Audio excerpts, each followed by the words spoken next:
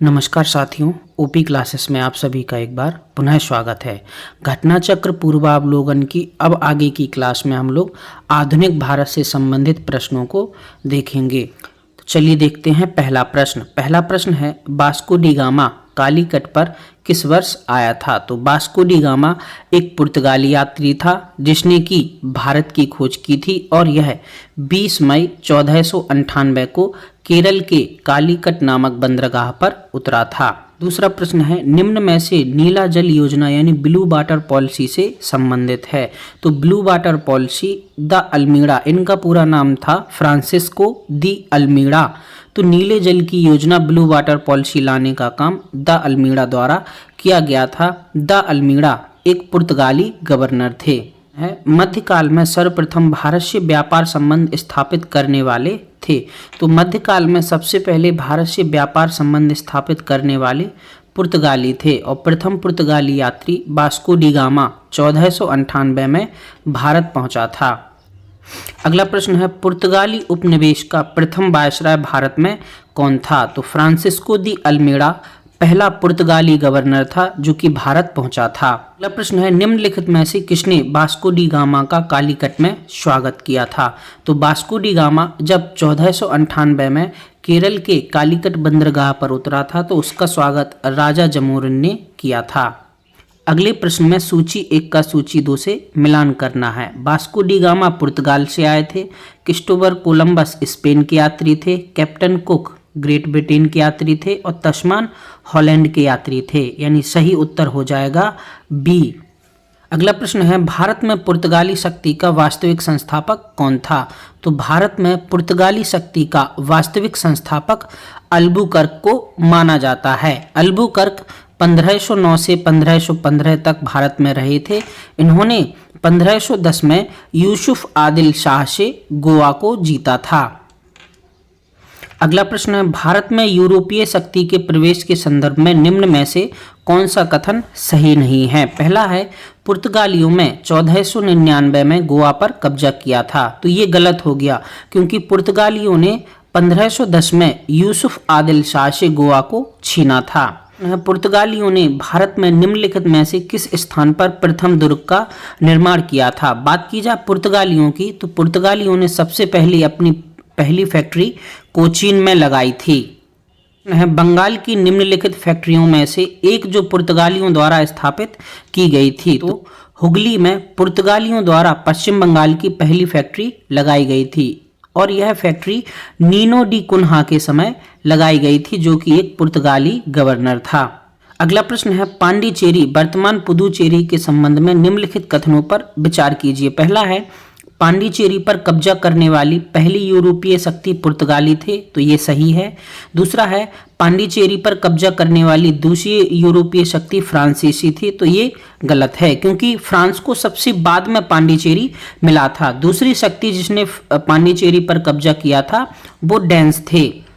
तीसरा है अंग्रेजों ने कभी पांडिचेरी पर कब्जा नहीं किया, तो ये भी गलत है क्योंकि अंग्रेजों ने 1793 में पांडिचेरी पर कब्जा किया। तो इसका सही उत्तर हो जाएगा केवल 1। प्रश्न है हुगली को बंगाल की खाड़ी में समुद्री लूटपाट के लिए किसने अड्डा बनाया था। तो पुर्तगालियों ने हुगली को बंगाल की खाड़ी में समुद्री लूटपाट के लिए अड्डा बनाया था। अगला प्रश्न है निम्नलिखित में से कौन कलकत्ता का संस्थापक माना जाता है। तो जॉब चारनाक को कलकत्ता का संस्थापक माना जाता है। जॉब चारनाक कासिम बाजार फैक्ट्री के प्रमुख थे। अगला प्रश्न है निम्न में से किस स्थान पर भारत में प्रथम नगर निगम स्थापित किया था। तो मद्रास में सबसे पहले 1688 में नगर निगम स्थापित किया गया था। अगला प्रश्न है भारत के साथ व्यापार के लिए सर्वप्रथम संयुक्त पूंजी कंपनी किन लोगों ने प्रारंभ की थी।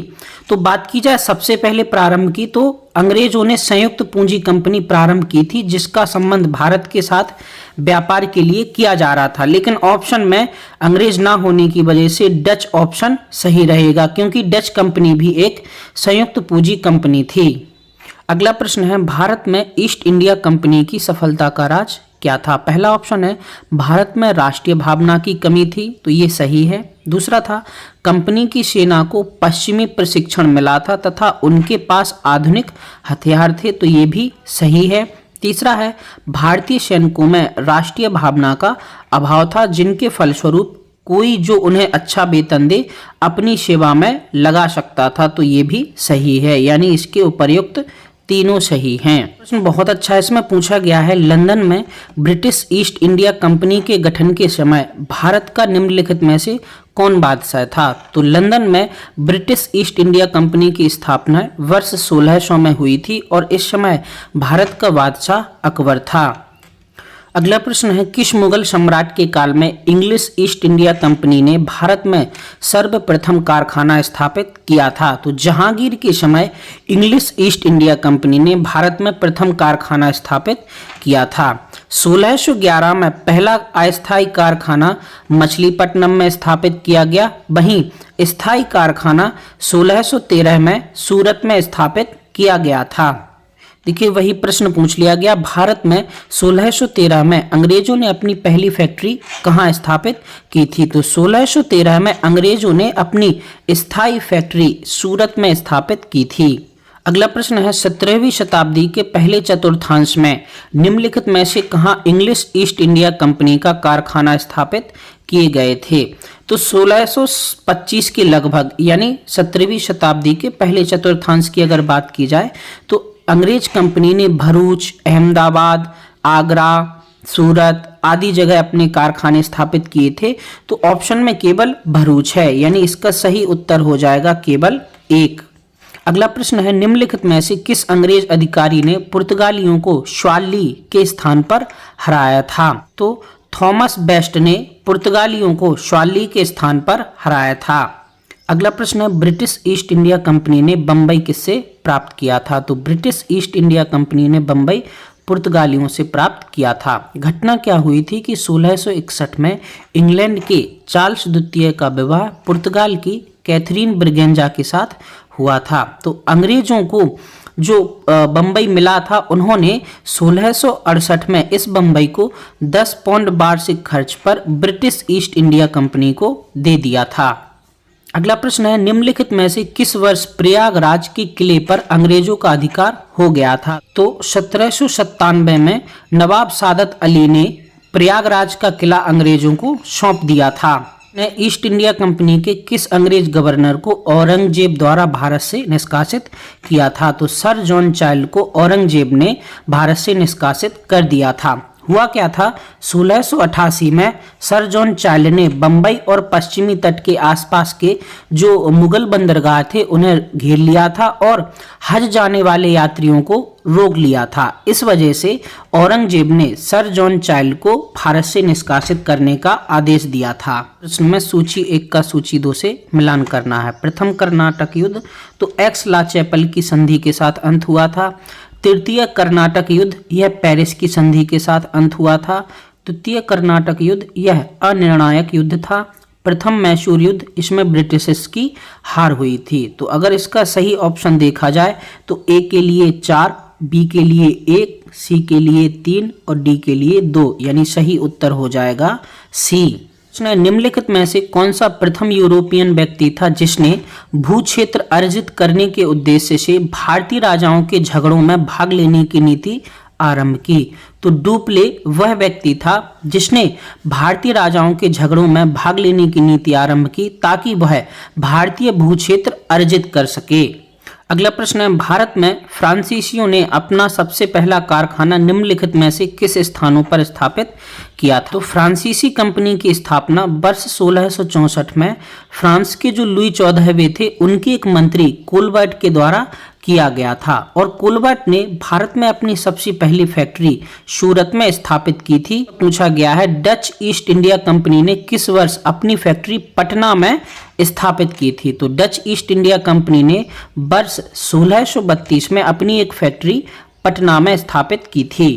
अगला प्रश्न है फ्रांसीसी दक्कन में शक्ति आंदोलन स्थापित करने में असफल रहे क्योंकि। तो फ्रांसीसी जो थे दक्कन यानी दक्षिण में अपनी शक्ति आंदोलन स्थापित करने में असफल इसलिए रहे क्योंकि वहां पर अंग्रेजों का शासन था। तो और अंग्रेज की जो फौज थी वो बहुत शक्तिशाली थी। अगला प्रश्न है, निम्न यूरोपीय शक्तियों ने भारतीय व्यापार में समय समय पर प्रवेश किया, यानी हमें इनका क्रम बताना है कि पहले कौन सी कंपनी आई थी और फिर कौन सी कंपनी आई थी। तो सबसे पहले पुर्तगाली आए थे, फिर डच आए थे, फिर अंग्रेज आए थे और फिर फ्रांसीसी आए थे। यानी सही उत्तर हो जाएगा आपका 4, 2, 1, 3। अगले प्रश्न में सूची 1 का सूची 2 से मिलान करना है। तो पांडिचेरी फ्रेंच के आधिपत्य में था, गोवा पुर्तगीज के आधिपत्य में था, ट्रावनकोर डेनिश या डेन के आधिपत्य में था, जबकि सद्रास डच के आधिपत्य में था। यानी सही उत्तर हो जाएगा ए। तो इसमें पूछा गया है कि उस क्षेत्र की पहचान करें जहां से यूरोप वासियों को सर्वोत्तम शोरा और अफीम प्राप्त होता था। तो बिहार से यूरोप वासियों को सर्वोत्तम शोरा और अफीम प्राप्त होता था। निम्नलिखित यूरोपियों में से कौन सा एक स्वतंत्रता पूर्व भारत व्यापारी के रूप में सबसे अंत में आए थे। तो भारत में सबसे बाद में फ्रांसीसी आए थे। फ्रांसीसी वर्ष 1664 में भारत आए थे। अगला प्रश्न है, निम्नलिखित में से किन स्थानों पर डचों ने अपने व्यापारिक अड्डे स्थापित किए थे। तो डचों ने अपने व्यापारिक अड्डे नागपट्टनम, चिंसुरा, मछलीपट्टनम, सूरत, भरूच, आगरा, कोचीन, अहमदाबाद, पटना सभी जगह स्थापित किए थे। यानी इसका सही उत्तर हो जाएगा उपर्युक्त सभी। निम्नलिखित कथनों पर विचार कीजिए। पहला है, मृदा के स्वरूप तथा उपज के गुणों के आधार पर भूमि राजस्व का मूल्यांकन। दूसरा है, युद्ध में चलती फिरती तोपों का उपयोग। तीसरा है, तंबाकू और लाल मिर्च की खेती। तो ये क्या है, इसमें पूछा गया है उपर्युक्त में से कौन सा अंग्रेजों की भारत को देन थी। तो उपर्युक्त में से एक भी अंग्रेजों की भारत को देन नहीं थी, क्योंकि मृदा के स्वरूप तथा उपज के गुणों के आधार पर भूमि राजस्व का मूल्यांकन इससे पहले शेरशाह सूरी और अकबर के शासनकाल में किया गया था। युद्ध में चलती फिरती तोपों का उपयोग मुगल काल में कर लिया गया था। वहीं तंबाकू और लाल मिर्च की जो खेती थी वह पुर्तगालियों द्वारा शुरू की गई थी। यानी इसका उत्तर हो जाएगा कोई भी नहीं। में एक स्टेटमेंट है, किसने ईस्ट इंडिया कंपनी के बारे में यह टिप्पणी की कि कंपनी एक असंगति है, परंतु यह उस व्यवस्था का भाग है जहां सब कुछ ही असंगत है। टीबी मैकाले ने द इंडियन पेनल कोड की पांडुलिपि तैयार की थी और यह भारतीय न्यायालय में लॉ बोर्ड के सदस्य के रूप में शामिल हुआ था।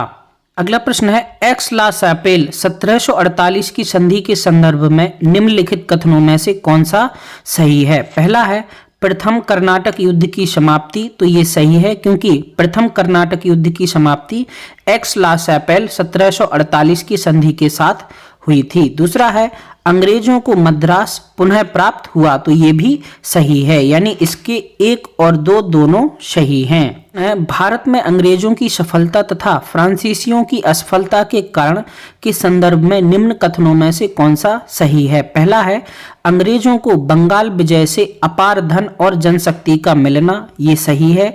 दूसरा है, अंग्रेजों की बेहतर नौसैनिक ताकत। तो ये भी सही है, यानी इसके दोनों 1 और 2 सही हैं। आगे जो हम प्रश्न देखेंगे वो बंगाल के नवाबों से संबंधित रहेंगे। तो पहला प्रश्न है, निम्नलिखित में से कौन मुगल सम्राट द्वारा नियुक्त बंगाल का अंतिम गवर्नर था। तो मुगल सम्राट फर्रुखशियर में 1717 में बंगाल के अंतिम गवर्नर मुर्शीद कुली खां की नियुक्ति की थी। निम्नलिखित में से कौन सा युद्ध था जिसने भारत में ब्रिटिश प्रभुत्व को प्रारंभ किया था। तो प्लासी का युद्ध, जो कि 1757 में लड़ा गया था, यह एक ऐसा युद्ध था जिसने भारत में ब्रिटिश प्रभुत्व को प्रारंभ कर दिया था। अगला प्रश्न है, प्लासी का युद्ध लड़ा गया था, वर्ष बताना है। तो प्लासी का युद्ध 1757 में लड़ा गया था। इसमें एक तरफ अंग्रेज सेनापति रॉबर्ट क्लाइव थे, वहीं दूसरी तरफ बंगाल के नवाब सिराजुद्दौला थे। अगला प्रश्न है, भारतवर्ष में ब्रिटिश साम्राज्य का संस्थापक कौन था। तो भारत में ब्रिटिश साम्राज्य का संस्थापक रॉबर्ट क्लाइव को माना जाता है, क्योंकि इनकी समय ही 1757 में प्लासी का युद्ध था, जो कि अंग्रेजों की भारत में शुरुआत मानी जाती है। अगला प्रश्न है, निम्नलिखित में से किसे स्वर्ग से उत्पन्न सेना नायक कहा जाता है। तो रॉबर्ट क्लाइव को स्वर्ग से उत्पन्न सेना नायक कहा जाता है। और उसे यह उपाधि विलियम पिट द्वारा दी गई थी। अगला प्रश्न है, निम्न में से किसने अपनी राजधानी मुर्शिदाबाद से मुंगेर स्थानांतरित की थी? तो मीर कासिम ने अपनी राजधानी मुर्शिदाबाद से मुंगेर स्थापित की थी। अगला प्रश्न है, सबसे अधिक निर्णायक युद्ध जिसने अंग्रेजों के भारत में प्रभुत्व को संस्थापित किया था? तो बक्सर का युद्ध जो कि 1764 में हुआ था, सबसे अधिक निर्णायक युद्ध माना जाता है जिसने अंग्रेजों के भारत में प्रभुत्व को संस्थापित किया था। प्रश्न है, बक्सर के युद्ध के समय दिल्ली के शासक का मतलब है मुगल सम्राट। तो बक्सर का युद्ध जो कि 1764 में हुआ था, इस समय दिल्ली के जो शासक थे वो शाह आलम द्वितीय थे। अगला प्रश्न है, बक्सर की लड़ाई के समय बंगाल का नवाब कौन था? तो बक्सर की लड़ाई के समय बंगाल का नवाब मीर कासिम था। निम्नलिखित में से जिस एक शासक ने ईस्ट इंडिया कंपनी को दीवानी प्रदान की थी वह था? तो शाह आलम द्वितीय ने अंग्रेजों को दीवानी प्रदान की थी।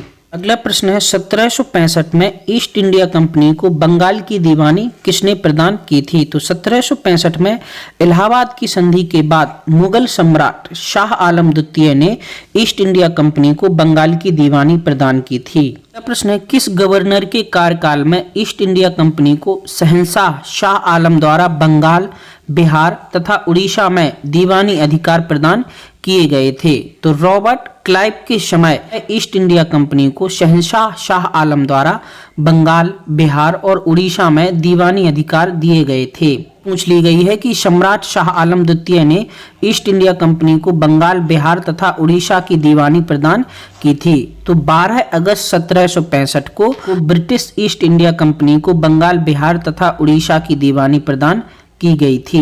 इलाहाबाद की संधि के बाद रॉबर्ट क्लाइव ने मुर्शिदाबाद का उपदीवान किसे बनाया था? तो इलाहाबाद की संधि के बाद रॉबर्ट क्लाइव ने मुर्शिदाबाद का उपदीवान मोहम्मद रजा खान को बनाया था।